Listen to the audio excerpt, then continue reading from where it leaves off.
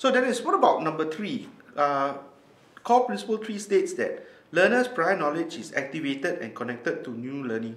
What exactly is prior knowledge? Okay.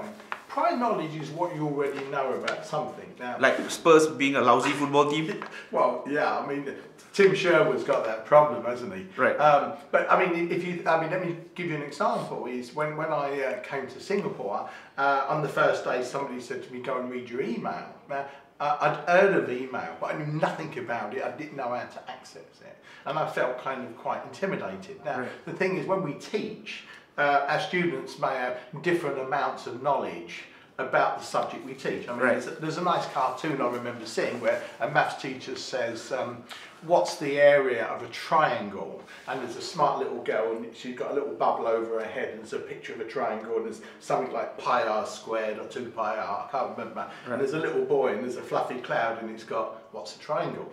Now what that basically means is this, that if you're teaching people and they've got no prior knowledge and you make assumptions that they have that knowledge, then they're going to get very confused quickly and they're going to get very lost.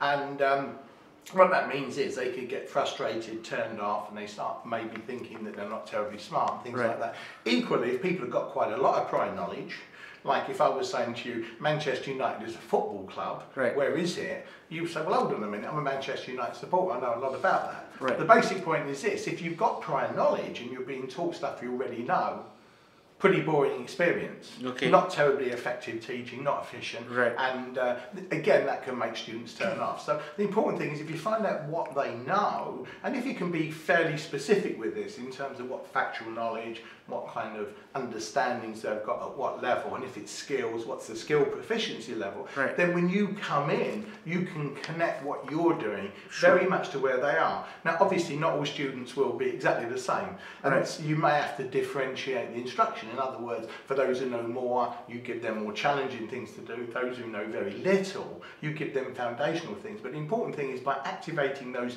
prior knowledges of those students, it's much better to connect what you're doing, and they're more likely to engage with that, make meaning with it, and be able to progress at their levels. So essentially, it's a very effective principle to apply. Okay, so as a lecturer, how then do I, or what can I do to find out the prior knowledge of my students?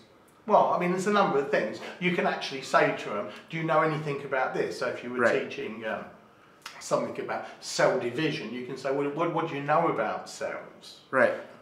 First of all, so you can ask them questions. The other thing you can do is give them some kind of test. Now again, tests are some kind of questions, but if it's a skill level, you could give them some kind of skill test to see what they can do and what they can't do.